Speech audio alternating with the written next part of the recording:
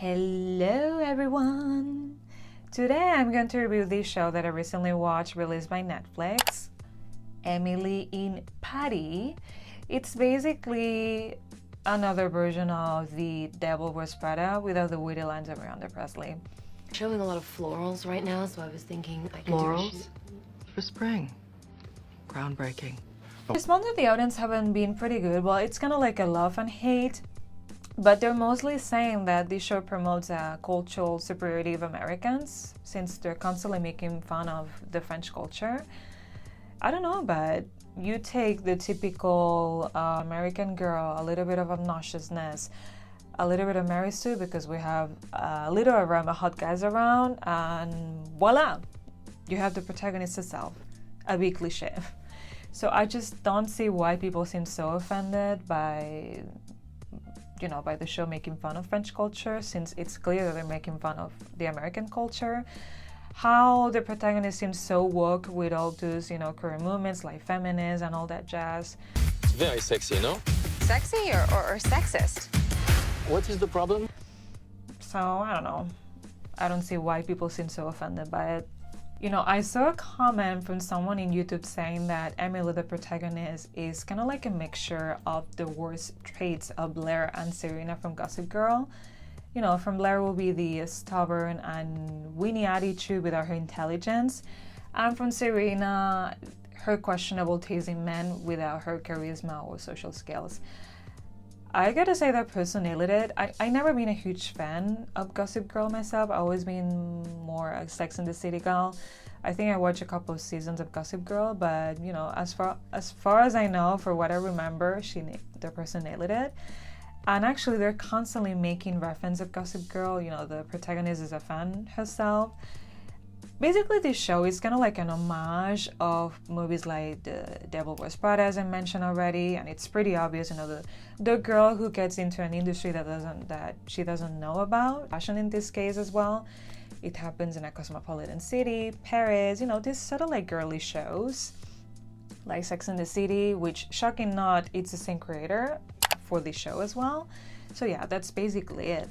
People have also mentioned how unrealistic this show is. For example, the protagonist's wardrobe, that it doesn't make sense considering that she's very young and her family is not wealthy either, that she has a lot of designer pieces. But take as an example Sex and the City, an iconic show that everyone seemed to love. I love myself that show. But Carrie Bradshaw is a freaking columnist who has a massive collection of Manolo Blahniks and has a cute apartment in the middle of Manhattan. How is this realistic? It's not. It's fiction.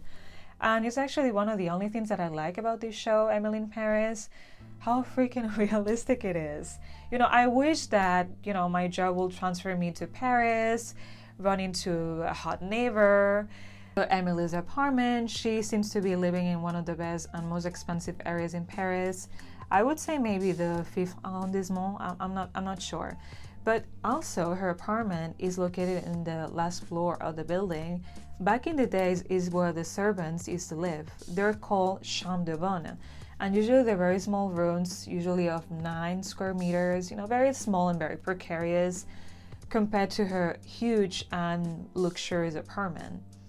Also, I don't know, but I don't recall her stepping foot into the metro. She's constantly taking taxis, and that's a lot of cash as well. What else? She doesn't speak French at all. She's constantly encountering French people with an impeccable English. Good luck with that. Going to a store and say, hi! Let's see how they're going to react to people working there. Not very nicely, I'm telling you. So anyway, if that's the plan, sign me in, please. Having said that, I would like to discuss a little bit of the wardrobe, which seems to be a hot topic. The costume design was made by the legend Patricia Field, the creator behind the iconic outfits of Sex and the City and The Devil Wears Prada. Plus, she has also collaborated with a French costume designer. Her name is Marilyn Fitoussi. I don't know if I pronounce it well. Anyway, I know that she has worked for Luc Besson, a famous French director, but other than that, I don't know much about her. So whatever, people have mentioned how the looks in this show seem to be very outdated, that they look like are from 2012 or 2014, which makes sense because Patricia Field is known for having this early and mid-2000s aesthetic. Plus, she has said that she was inspired by Carrie Bradshaw. Emily's style has some elements that plays an homage to her, like the tutu skirt, for example. Emily is seen wearing this long black dress in a band.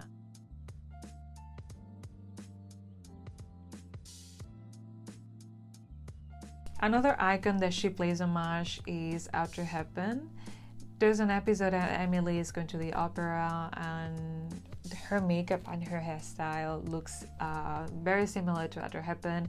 She seems to be wearing her own version of the little black dress that Mrs. Hepburn was known for. This is not a coincidence. Lily Collins has been compared to Audrey Hepburn multiple times. I can see why. She does possess a little bit of her mannerisms, so I thought that, homage to Audrey Hepburn was quite cute.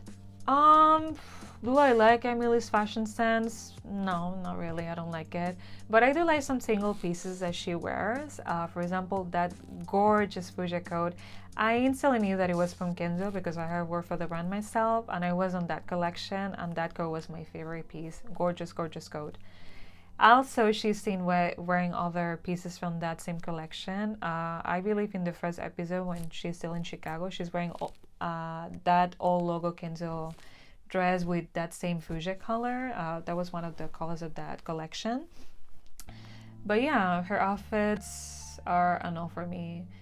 And what I don't like about it, I know that almost every show has product placement where you see, all kinds of products from different brands. But I think in this case, the Chanel product placement was a little bit extreme. She's constantly seen wearing Chanel all the time, and it was a little bit boring at the end. But what I can say about Emily's outfits is the fact that her style is very loud, is very colorful, is a little bit basic. Those characteristics defines Emily's personality very well. Her style is supposed to symbolize her ignorance towards fashion and French culture. We don't see much about her life in Chicago in terms of the way she dresses, but I can see her changing a little bit of her style to try to appeal her French colleagues, which doesn't work because her French colleagues are constantly remarking how freaking basic and tacky she is. I want to emphasize this because the costume designer job is helping to build the subtle visual identity of the character. People seem to hate Emily's personality and her fashion sense as well, which this tells me that they did a good job creating their character. Costume design, it's not a fashion show. You don't need to like it. It does define some trends later on. After Sex and the City, everyone wanted to dress like Carrie. But other than that, it's just another tool to help define the person's personality. It's not about fashion design. It's not creating a fashion collection. Then we have Mindy, Emily's friend, who's supposed to be a nanny that comes from China and is living in Paris. And on top of that, her family is filthy rich. I don't know, her style, it's like she's dressing for her nanny gig, about to shoot some Instagram influencer content. I don't know, it's really boring. To me, she's a character with the worst style, even much worse than Emily in my opinion. I didn't like her character at all. She's supposed to come from China, but she doesn't look like it. She looks like the stereotypical American girl, which the real actress is from. She's a Korean girl from America. I don't know, was it so difficult to find a real Chinese girl? Even in the scenes that she's supposed to speak in Chinese. And by the way, I don't speak Chinese myself, but she sounds so stiff and so unnatural. She's constantly saying remarks about the Chinese culture in a mocking way. I don't know, I find her very annoying. I find her Chinese friends a little bit more entertaining than her, with all this bitch and champagne showers. It was so over the top and so aggressive. The style of the French characters are pretty accurate, especially Camille, another Emily friend. Sylvie, the boss, on the other hand, I don't know, I feel like she's lacking that effortless look. She looks too polished. She needs a little bit of that messy sophistication that French are known for. But other than that, yeah, they're pretty fine. Their fashion sense on point. What else? Oh my gosh, that collection on the last episode of that designer.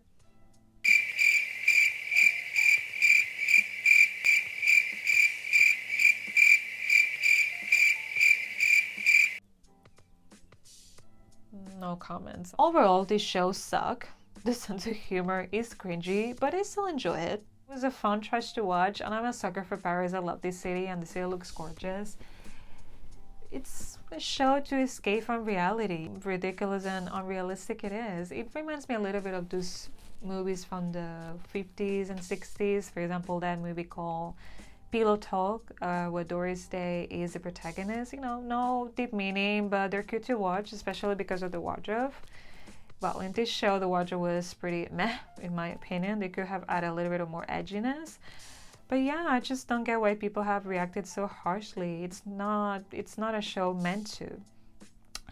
So yeah, that was all, guys. See you next time. Bye bye.